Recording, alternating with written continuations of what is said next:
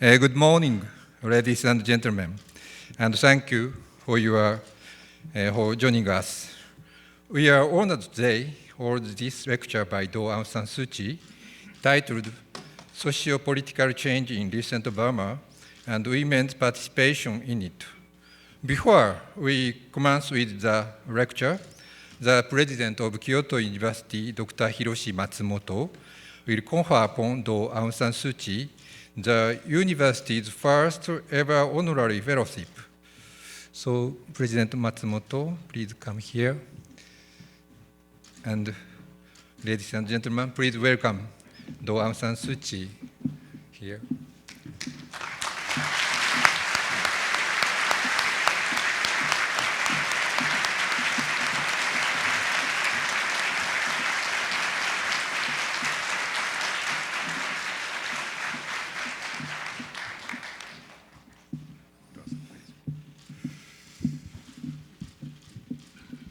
This is to certify that Daw Aung Suu Kyi was elected Honorary Fellow of Kyoto University on April 15, 2013. This is the first Honorary Fellow issued from this university. Congratulations. Hiroshi Matsumoto, President of this university.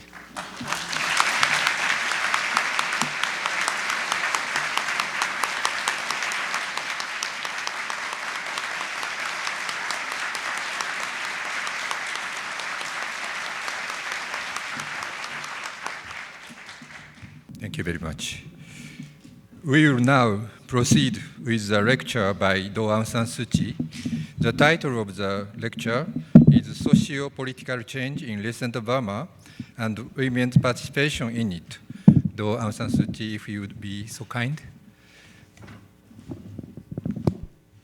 Good morning. It's a great honor and a pleasure to be here to speaking to the fellows and students of Kyoto University. First of all, let me tell you that it was a wonderful surprise and a great honor to know that I have been elected the first honorary fellow of this university. I shall treasure this day, and I will be very proud to be one of you.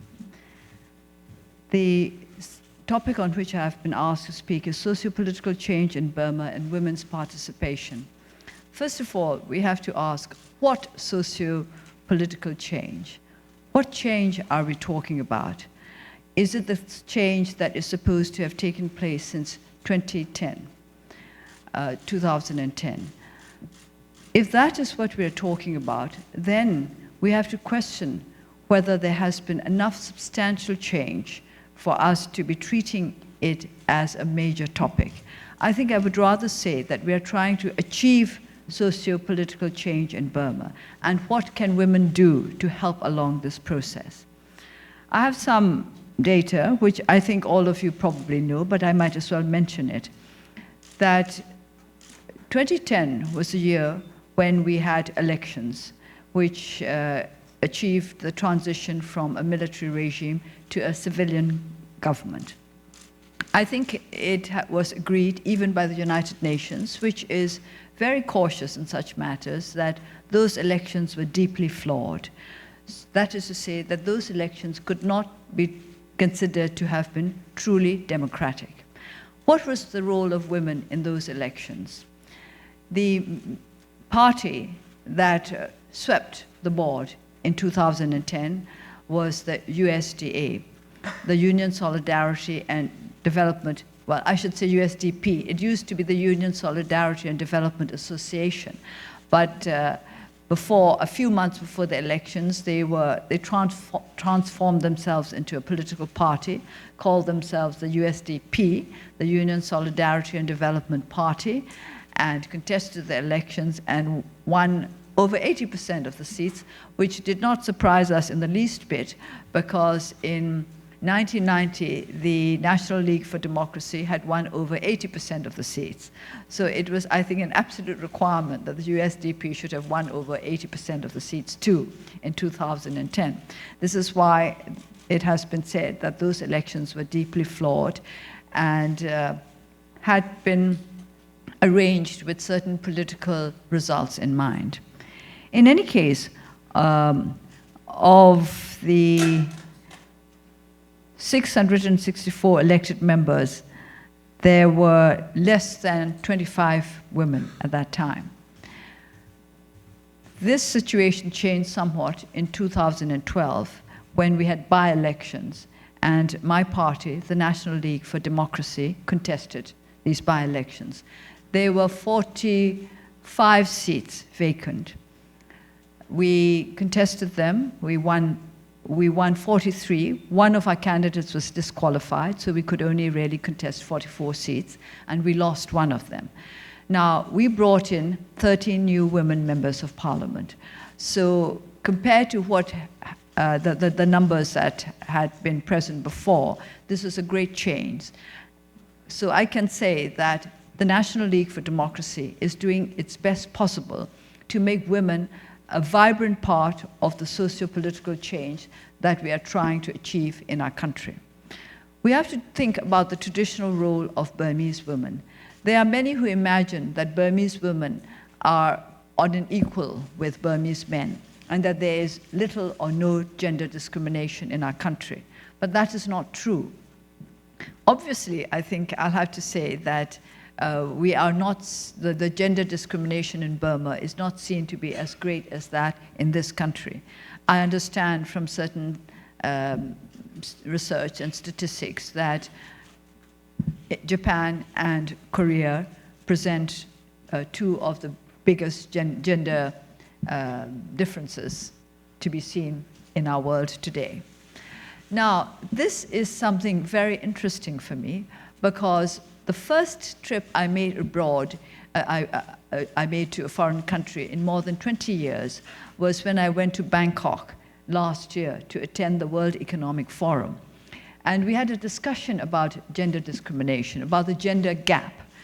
And there were those who put forward the theory that the gender gap can be narrowed through economic measures, that if the women were more economically independent, the gender gap would disappear, or at least that it would diminish. So I put forward the question, if that is so, if the gender gap is largely economic in nature, why is it that the greatest gender gaps in the world exist in Japan and in South Korea, where the economies are booming, where the economic power of women is strong?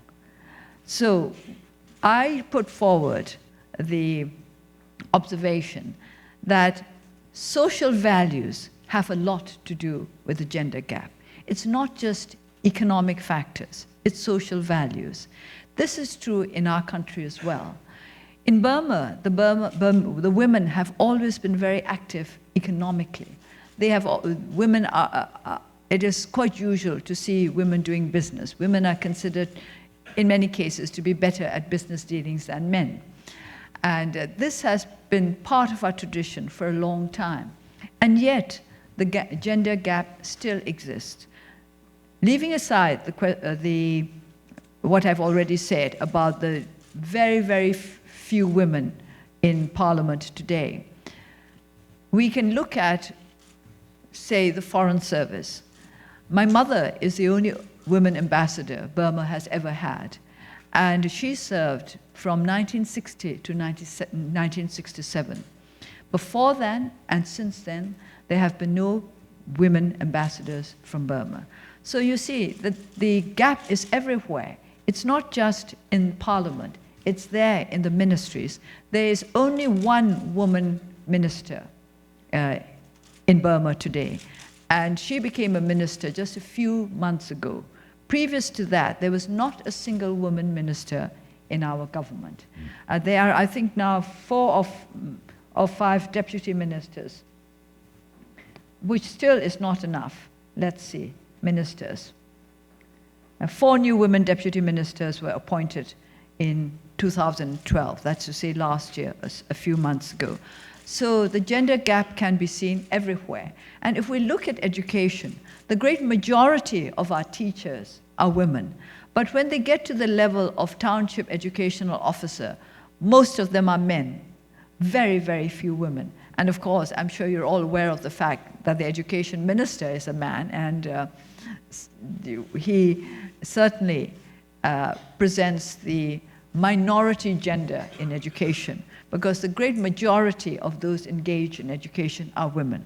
So there is this gender gap, there is this gender discrimination, and I think it is social and psychological more than economic. I say psychological because women themselves have a part to play in this gap. Women themselves still have this perception that it is not womanly, it is not feminine to push yourself forward. And our women have still yet to learn the difference between assertiveness and aggressiveness and passiveness. Either our women are passive or they are aggressive, because they do not know, and the men do not know, that there is a halfway measure, that is assertiveness. To be assertive is not to be aggressive, and it's not to be passive. We have to learn this very simple lesson before we can take part satisfactorily in the socio-political changes that we are trying to achieve in our country today. When the NLD decided to contest the by-elections last year, we chose our candidates very carefully.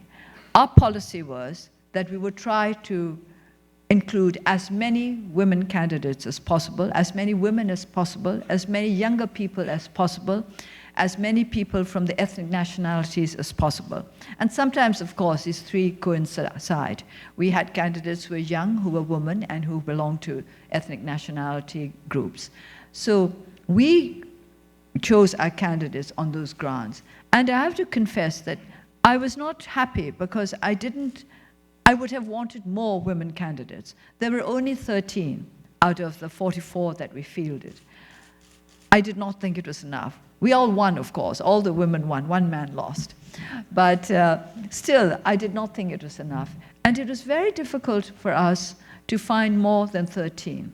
And this is a reflection of the socio-political scenery in our country today.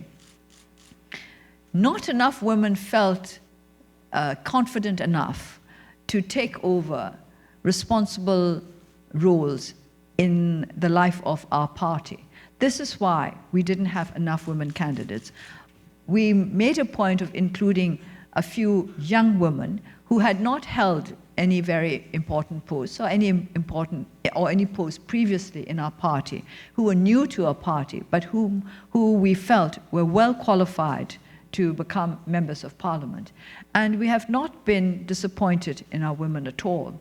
Among our women parliamentarians are doctors and lawyers, highly respected, very, very efficient, and who have done very well in the legislature, who have taken part in the work of the legislature with great confidence, and who have contributed towards better relations between our party and the ruling party and other parties as well.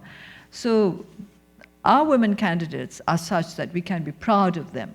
But I cannot be proud of the fact that we have so few of them. We have got to change the situation. Why is it that in Burma, where women have never had to stay indoors, we've never had to suffer purdah, and we've always inherited equally with our brothers, why, in spite of the economic advantages we have had and the freedom, physical freedom that we have enjoyed, our women do not play the kind of role that we would wish them to play? I would wish Burmese women to be at the forefront of effective women's participation in the changes that we hope will take place in our country. So why is this? There is a saying in Burma to which I object very, very greatly. The saying is that a woman must treat her son like a lord and her husband like a god. I think that's nonsense. And until we get rid of these ideas, our women will never play the kind of role that I think they should play. I have yet to meet any woman who really believed her husband was a god. And I don't know about Japanese women, but I don't think I've ever met a single Burmese woman who thought her husband was a god. So why do they keep saying these meaningless things? That you must treat your son like a lord and your husband like a god. And from a very young age, our women are discriminated against.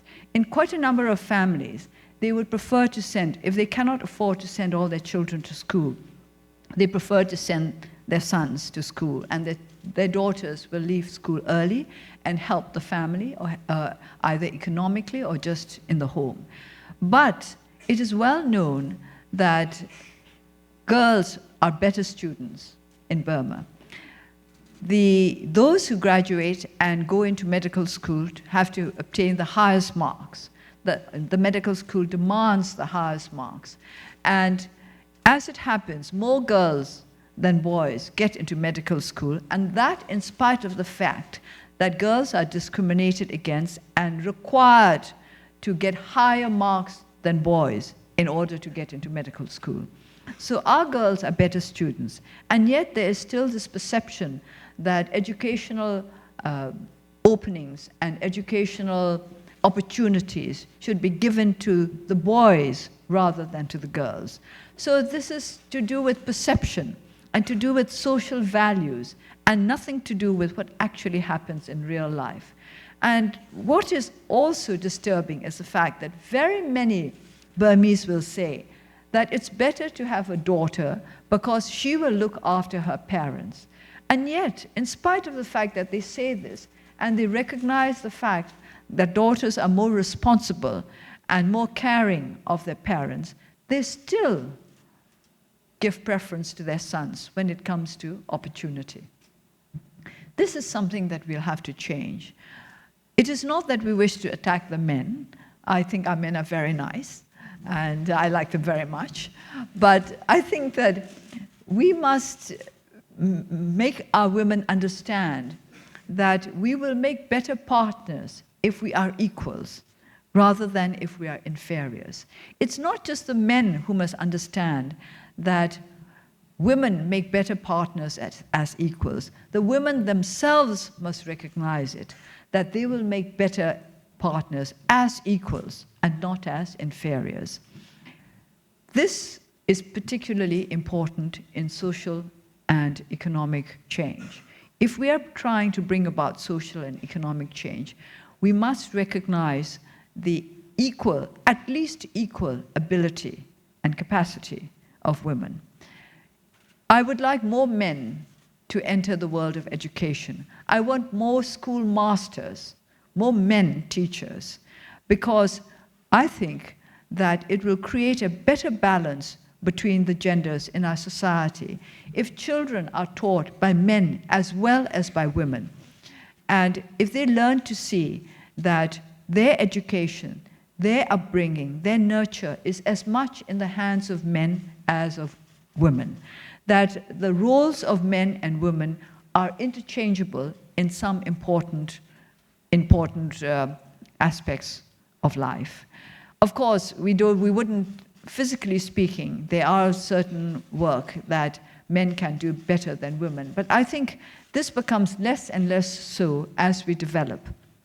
For example, it might be more difficult for a woman to lift as heavy a load as a man, but a woman could operate a crane as well as any man. And if she can operate the right kind of machinery, she can move about as great weights as a man can. The changing world means that there are more roles in which women can be on an equal basis with men than there used to be before. And certainly in social political roles, this is very important. I've often wondered why our Foreign Office has never produced another women ambassador. Not because we do not have able women. I think because the foreign minister well, we've only had foreign ministers who were men, and of course heads of state who were men, and governments were dominated by men, and the Foreign Office was dominated by men. And so it was taken for granted that women would not do as well as ambassadors. Though I think probably women would make better ambassadors than men in many countries. So it's a matter of perception. We have to change our perception of what women are capable of and what men are capable of, especially in Burma today. Now, of course, I am the leader of my party, and obviously I'm a woman. And people will ask whether this has made any difference to the way in which our people see the role of women in politics. I've thought about this very seriously. In my country, nowadays, many people refer to me as mother. But I wonder if I had been a man, if they would have referred to me as father. Because I'm not aware that they have referred to any other political leader in Burma, the men political leader, among the men political leaders, as father. Of course, they call my father the father of the nation. But when he was alive, he was not referred to as father. Of course, he was very young. He was only 33. He was not yet 33 when he died, and he was not of an age when most people would have referred to him as father. But I still wonder, if I had been a man, if people would have referred to me as their father. Is it something to do with the fact that I'm a woman, that they refer to me as a mother, and that they see the maternal role as more important than the role of political leader, in my case? I'm not sure. I think if you asked a young Burmese, he would probably say that he accepts me as a political leader. But why the emphasis on the maternal aspect of my leadership? I don't think I'm particularly maternal as a political leader. I'm as tough as any of the other political leaders. I'm probably tougher. That's why I'm where I am.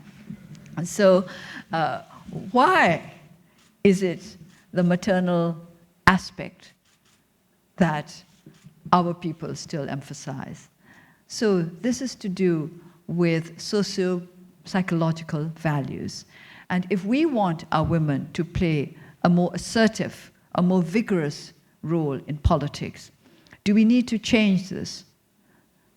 In a way, I would like to say no, because I think we would like to add the maternal role to that of political leader. It should not be either or, but both. So we will have more to offer than the men. Whereas men can offer simply plain political leadership, we should be able to offer political leadership as well as the kind of nurturing qualities that mothers bring. So we should not see the fact that there is an emphasis on the maternal aspect of my leadership as a reason for concluding that the political role of women is smaller, narrower than the political role of men. We should see it as something positive, as proof that the political role of women can be broader than the political role of men. In that way, we should be able to nurture our society so that it becomes that our country becomes the kind of nation in which people can be secure and people can be happy in a rather old-fashioned way than they can be now. We should try to be able to build a new kind of socio-political atmosphere through the assertiveness of women, through the role of women. Politics is not an easy business, as I'm sure, I don't know how many politicians there are in this room, but I'm told that academics engage in a lot of politics too. So I'm sure they all understand that politics is difficult. Politics puts forward many challenges, and these challenges have to be met at different levels. In our country, politics has been particularly difficult over the last 50 years. Many people forget that Burma fell under military dictatorship in 1962, which means that for half a century, we lived under military dictatorship. And this has shaped the political psyche of our people and of our government. I often say that it's not the military mindset that worries me so much as the military dictatorship mindset, which is something quite different, and I must say, something worse. And if we are to become the kind of democratic society that we wish to become, the mindset of those who were shaped by years of military dictatorship must change. And in this case, I think our women are more capable of faster change. Our women have been less affected by the military dictatorship mindset than the men. And through our ability to see things in a different way from the men who still think that the art of government is the art of keeping control over the people.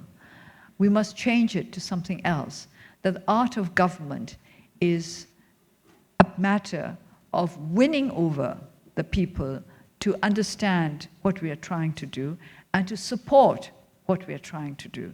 It's not control so much as nurture that is needed if we are to build a new political scene in Burma. And this nurture we have to try to achieve on an everyday basis. We start with education, and when we start, we don't, not just with education in the conventional sense, but we have to start with early childhood development. Early childhood development starts before the child is born. It starts with the mother. So we start with women. If we want to change our society, we have to start with women. We have to start with a child before it's born. And those who have actually worked with early childhood development schemes have discovered that the effect is very great.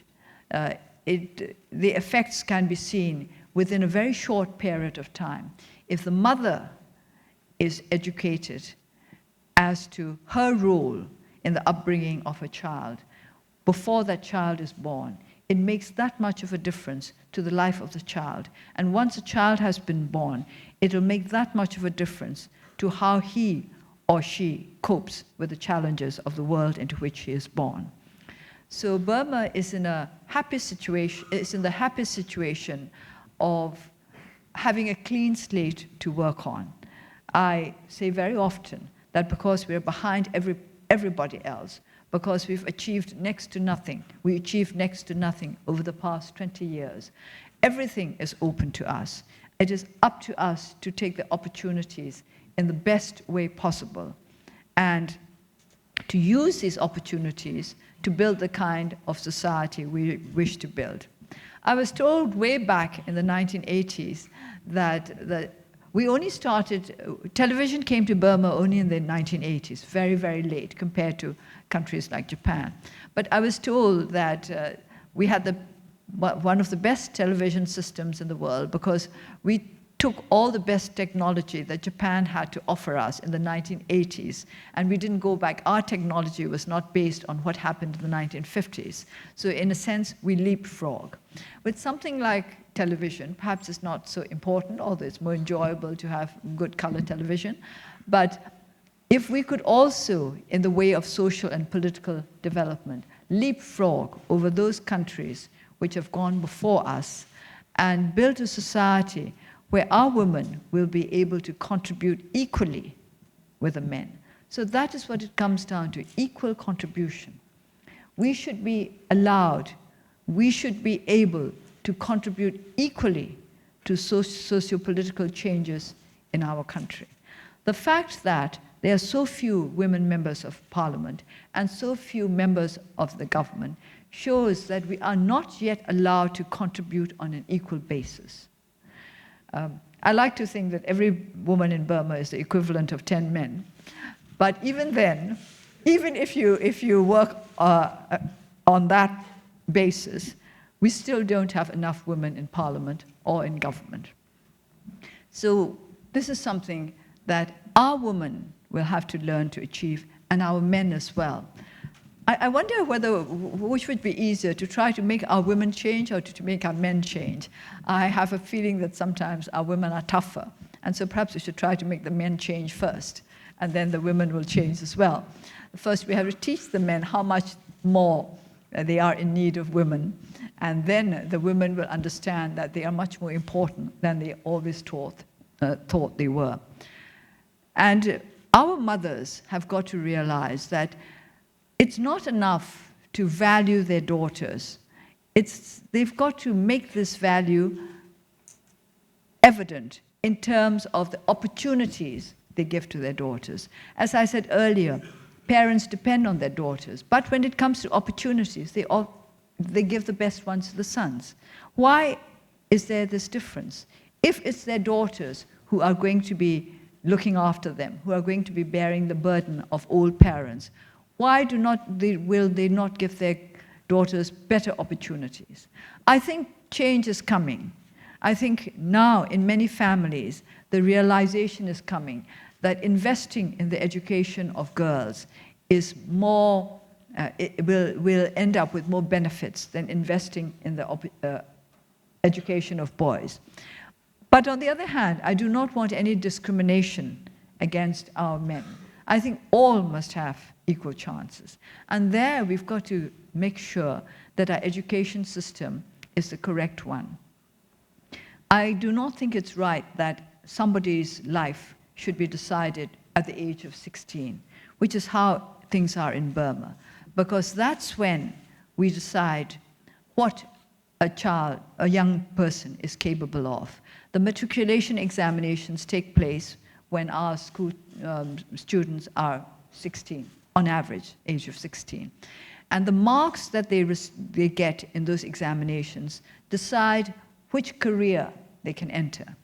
If your marks are high enough, you can choose to go in for medicine, you can choose to go in for engineering, you can choose to go in for any subject you like.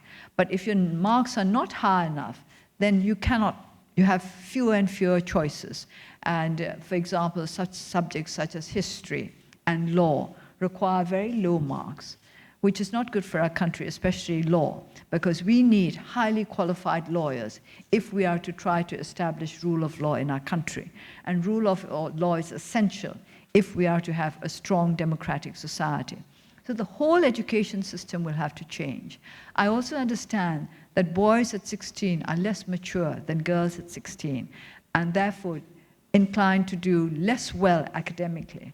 So there must be changes in our education system to make sure that we get the best out of both genders, out of our boys as well as out of our girls. And then they can contribute equally towards the socio-political changes that we wish to implement in our country.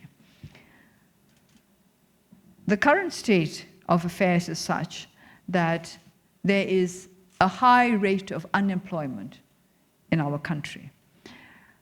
Now, unemployment seems to affect men more than it affects women, because men associate their work more closely with their self-respect than women do, because it is less shameful for a woman to just stay at home and help than for a man to stay at home and help because he does not have a job.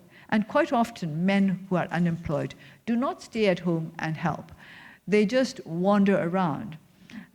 We have noticed lately that there are a lot of men sitting in tea shops all over the country. And those who visit Burma must make a note of this and observe.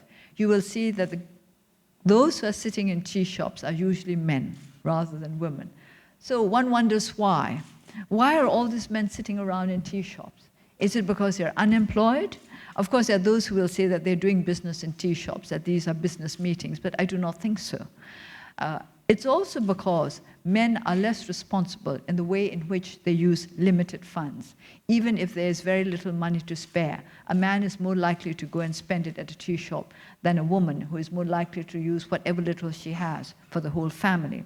This has been found by microcredit organizations as well, that when they lend to women, they usually use it for the kind of enterprises that will benefit the whole country, whereas men tend to use it for something that will benefit only themselves. For example, a motorbike that will take them faster to work, some kind of prestigious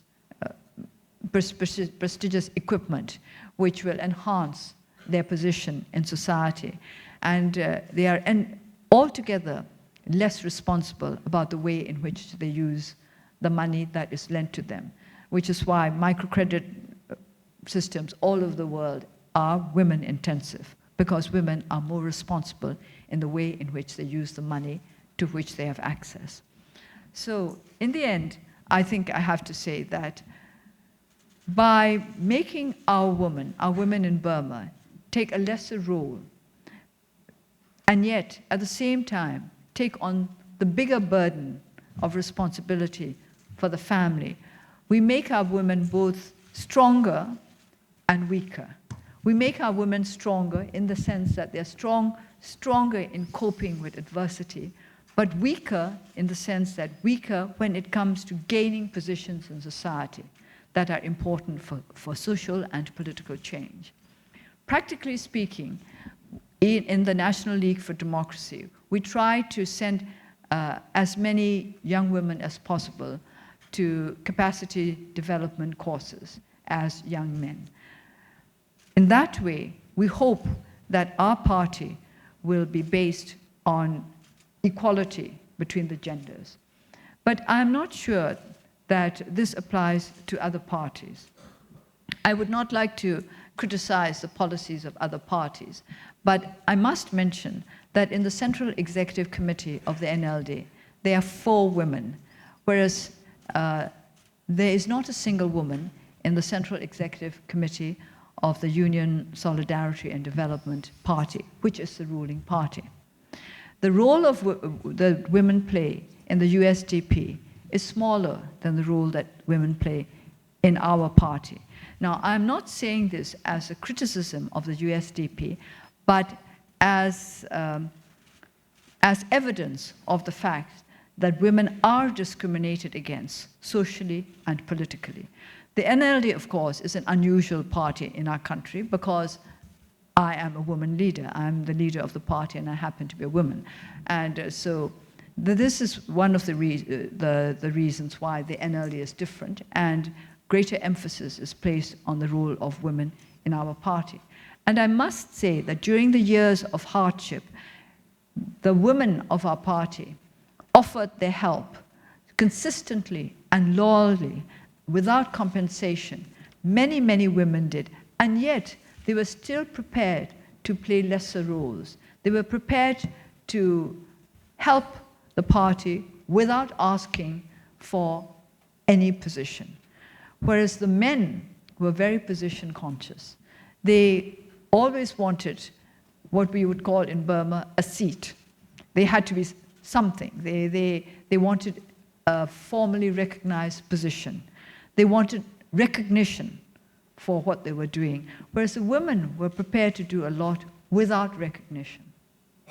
Now, this has got to change. Our women have to understand that when they ask that their work be recognized, they are simply asserting what should be their rightful role. They are not being aggressive, and they are not being unfeminine. They are not being unwomanly. They are simply enhancing the position of women by asking that their work be recognized and valued. So in the end, this is what it all comes down to. The work of women, the contribution that women make to socio-political changes in Burma must be recognized and must be given the right value. It's not just the men who are capable of bringing about socio-political changes. It's the women as well, and the women especially when it comes down to nurturing our children, that they may be able to make the transition from one set of values to another, because this is what we are trying to do.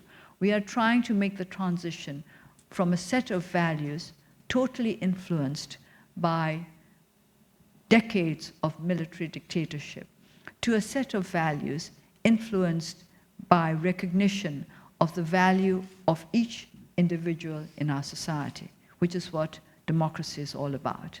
And unless we can make this transition with regard to our values, we will not be able to bring about the kind of changes that everybody expects us to bring about.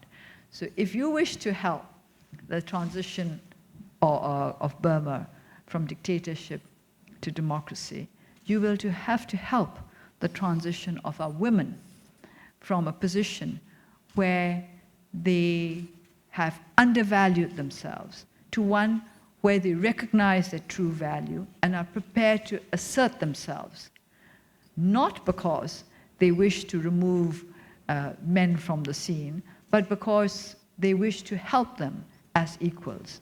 And help comes best from equals. Thank you very much.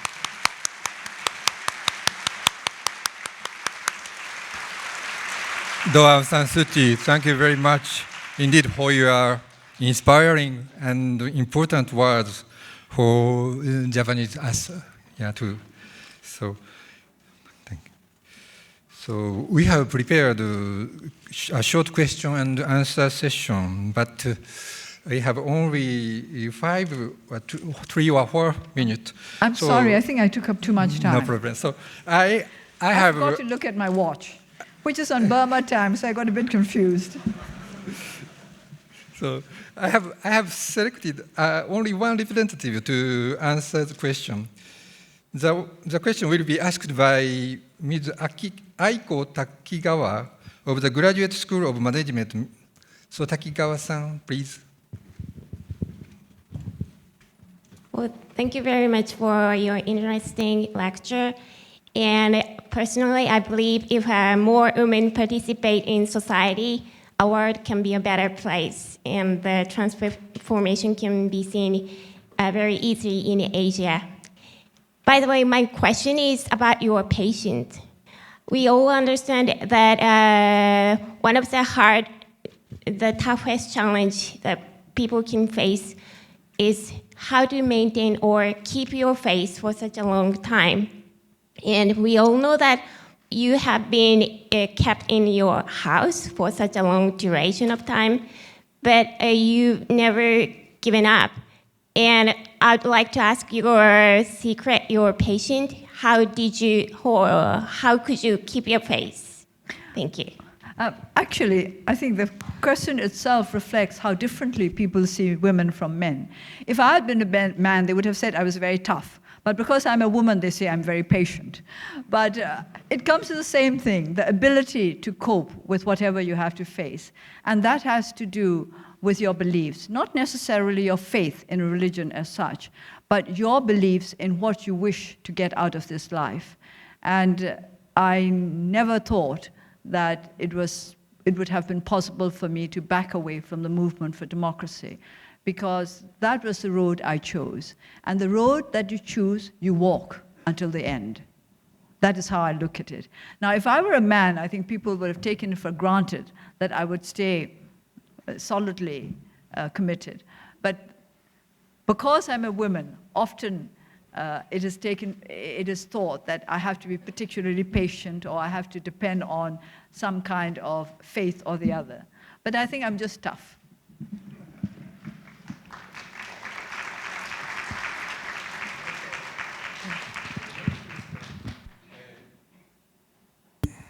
Thank you. The next question can be also possible. So it's from Mr.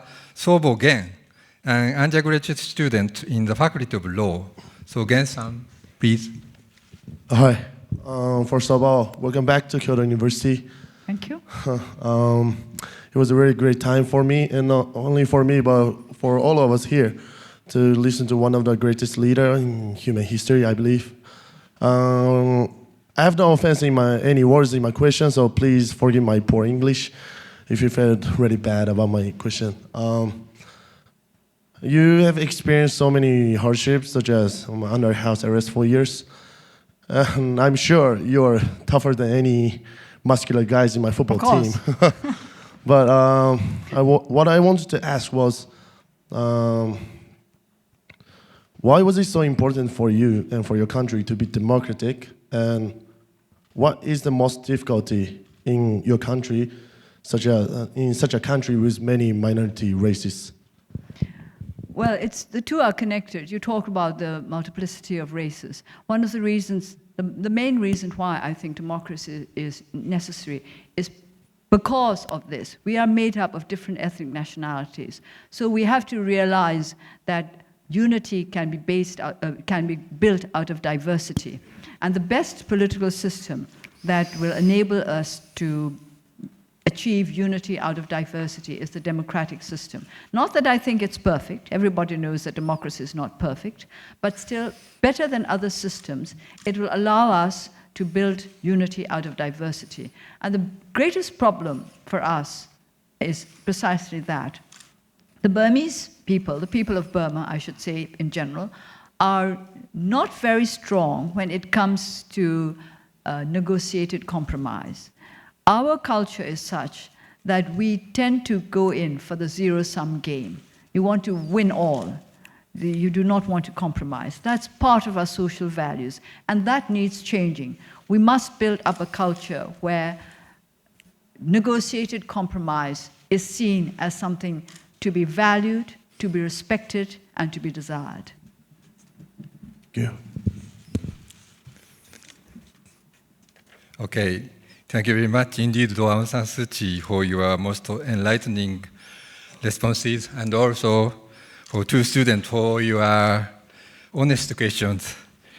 We have now come to the end of today's lecture, and in closing, we'd like to offer a small token of our gratitude to our honored guest, Daw Aung San Suu Kyi. On behalf of the student, faculty, and staff of Kyoto University, I'd like to invite Ms. Mika Nagamura, a third-year student in our Faculty of Integrated Human Studies, to present Daw Aung San Suu Kyi with a bouquet of flowers.